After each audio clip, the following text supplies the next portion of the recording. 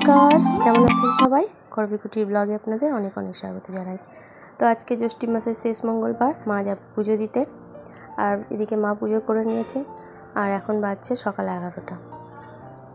আসলে যেখানে পুজো দিতে যাই সেখানে ঠাকুরমশাই একটু বেলাতেই আসে। তো আমরা বাজার গেছিলাম সকালবেলায়, ওই 8:30টার সময়।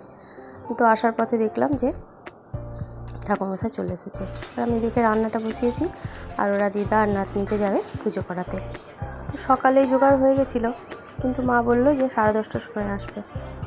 তো আর কি করা যাবে, তো বাজারটা সেরে এলাম। মায়ের কিছু কেনাকাটা বাকি ছিল, তাই করে এলাম। তো ওরা এখন ঘুরে আসুক। মা এদিকে উনানে ভাতটা চাপিয়ে দিয়েছে, আর আমি এদিকে তরকারি রান্না করছি। আসলে আজকে আমরা এরওয়ালি যাব, সেই জন্য একটু তাড়াহুড়োও করছি। আজকে যেতে হবে, কারণ আমাদের ছুটি বেশি নেই। আবার বৃহস্পতিবারে আমরা চলে যাব কলকাতা, সেই জন্য আজকে যেতে হবে। আর কালকে তো ষষ্ঠী, তো ষষ্ঠী না করেই আজকে চলে যেতে হবে আমাদেরকে। ওই যে চলে গেল ওরা। আর এদিকে আমাদের গাছে এবার কাঁঠাল হয়েছে, অনেক হয়নি। প্রত্যেক বছর অনেক অনেক আসে, কিন্তু এবার অতটা হয়নি। তো গতবার এসেছিলো একদম মাটিতে শুয়ে পড়েছিল কাঁঠাল, কিন্তু কাঁঠাল গাছের অবস্থাটা খুব খারাপ, একদম ফেটে চৌচির। তবে ভয়ের কিছু নেই, ও নিজের ডাক্তারি করে নেবে, যে ডাক্তার ওষুধ কিছু লাগে না, শুধু একটু সময় দিলেই হবে। আর আমি এই যে যাওয়ার জন্য আলতা পরছি, রেডি হয়েছি, আলতাটা পরছি। তো আমাদের বাড়িতে অনেক গাছপালা আছে, তার জন্য নিচেরটা দিনের বেলায় খুব ঠান্ডা হয়। মিষ্টি দেখলাম না বলতেই মোবাইলে একটু ভিডিও করেছে, এই যে বিল্ডিং। তো আমরা রেডি, এই যে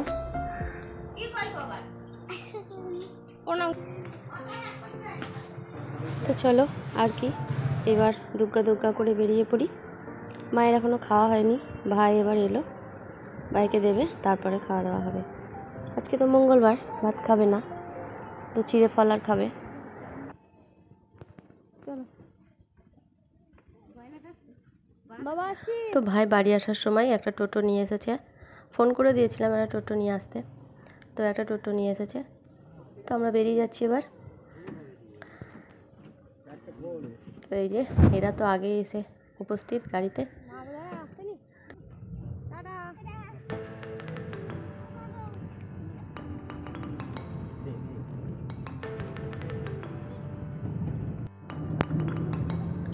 এই জায়গাটায় এবার ব্রিজ হচ্ছে নদীর উপরে, এত অসুবিধা হতো, অনেক ঘুরে ঘুরে আসতে হতো। ব্রিজটা হওয়ার পরে আমাদের একটু সুবিধা হবে। এই যে আমরা পৌঁছে গেছি বাস স্ট্যান্ডে।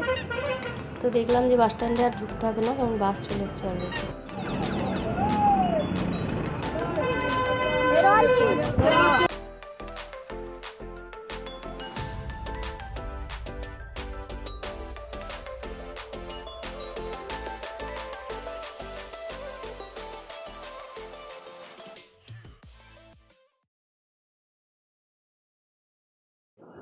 তো এই যে আমরা বাড়ি পৌঁছে গেছি, আর এখানে বৃষ্টিটা খুব ব্যস্ত দেখছি। আমাকে বলেছে তুমি উঠানে নামবে না, তো আমি উঠানে নামতে পারছি না, তো ঘরের ভিতরেই কাজ করছি। টিফিনটা খেয়ে নিই, তারপরে অন্যান্য কাজ হবে। ওরা তো সবাই যে যার কাজ করছে, আমি এদিকে টিফিনের ব্যবস্থাটা করলাম। আর এই বৃষ্টি রানী এখন খুব ব্যস্ত। আমাদের আজকে বিবাহবার্ষিক, তাই ওরা আজকে বাচ্চারা মিলে পার্টির আয়োজন করছে ছোট্ট করে। তো বিকেল থেকে আমরা আসার পর থেকেই লেগেছে, মিঠি আর বৃষ্টি দুজনে মিলে কেক বানিয়েছে, আর ছোটি এসে ডেকোরেশনের কাজগুলো করে দিচ্ছে ওদের সঙ্গে একসঙ্গে। তো ওরা সাজাতে থাক। আর এদিকে দিদি চাল ভিজিয়েছে বিরিয়ানির জন্য, আর এই যে বৃষ্টির বানানো কেক খুব সুন্দর বানিয়েছে। তারপর আমাদের গ্র্যান্ড এন্ট্রি হচ্ছে পার্টিতে, যে কাকা কাকিমা চলে এসেছে। সত্যি খুব সুন্দর করে সাজিয়েছে, দেখে খুবই আনন্দ হচ্ছে আমার। তা অল্প সময়ের প্রচেষ্টায় তিনটিতে মিলে কত সুন্দর করে সাজিয়েছে। আজকে দিনটা সত্যিই স্মরণীয় হয়ে থাকবে। আর আজকে আমাদের মধ্যে ঠাকুরমশাই এসেছে, যিনি আমাদের 13 বছর আগে চারা ত্যাগ করে দিয়েছিলেন। তা আজকে দিনে ওনার আরেকবার আশীর্বাদ পাওয়া আমাদের কপালে ছিল, তো খুবই ভালো লাগছে। আর এখন চলছে কেক কাটা, হাততালি দে। তো ঠাকুরমশাইও খুব আনন্দ, ফটো তোলা ভিডিও করা দেখে খুবই আনন্দ হচ্ছিল। আমাকে ডেকে বলছে যে এগুলো যেন বাঁধিয়ে রেখো বৌমা, এগুলোই তো স্মৃতি হয়ে থাকবে। তো খুব আনন্দ। তো এখন কেক কাটা হলো, এবার খাওয়া চলছে। একটা না করিস না।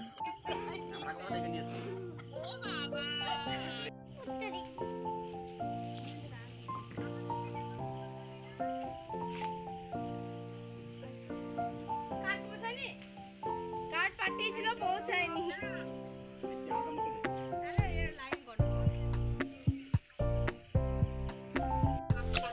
ভিডিও কলিং কথা মায়ের মুখের দিকে ফোকাস কর। নে সবটা ঢুকে গেল। আস্তে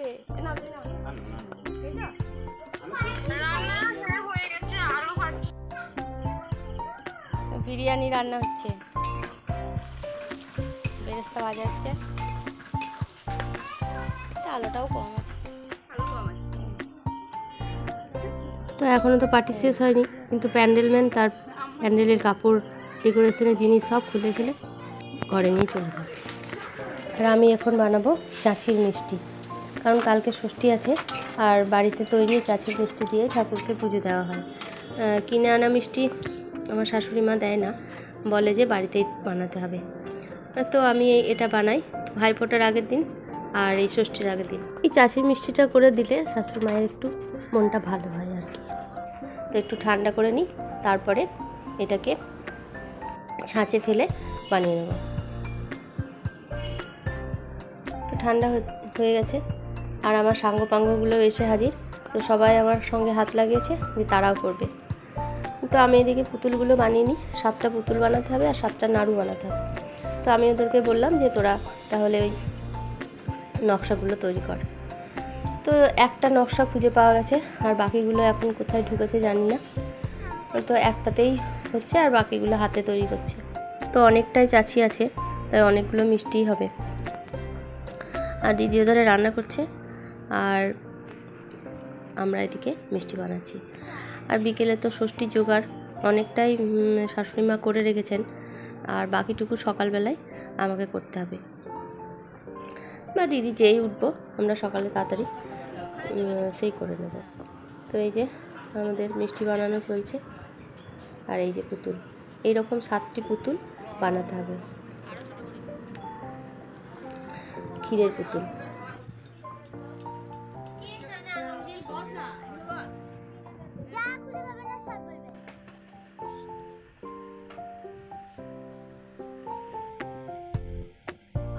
তো এই যে 5টা পুতুল বানানো হচ্ছে, আর 2টো বানালেই হবে।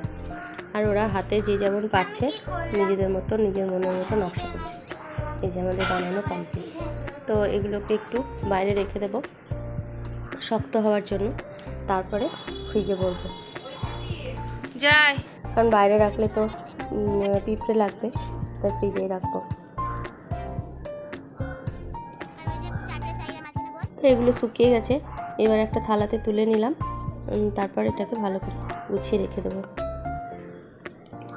তো আবার জোগাড় কালকে সকালে, আর রাত্রিও হয়ে গেছে। এবার যাই, খাওয়া দাওয়ার ব্যবস্থা করতে হবে। আর ছেলেগুলোরও ঘুম চলে এসেছে, সারাদিন আজকে কেউ ঘুমায়নি। তো চলুন।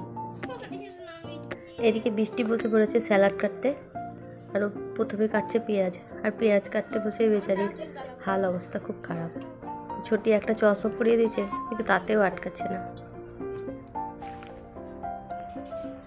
কত সুন্দর লাগছে আলোটা, কত ধরনের উল্টো পাল্টা সব ডিজাইন আমার। আমি তো মাত্র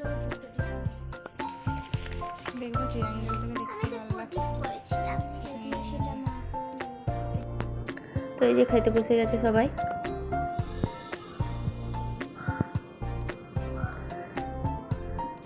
কালকে আবার সকাল সকাল ওঠা আছে, তো আর দেরি করবো না, আমরাও বসে গেলাম।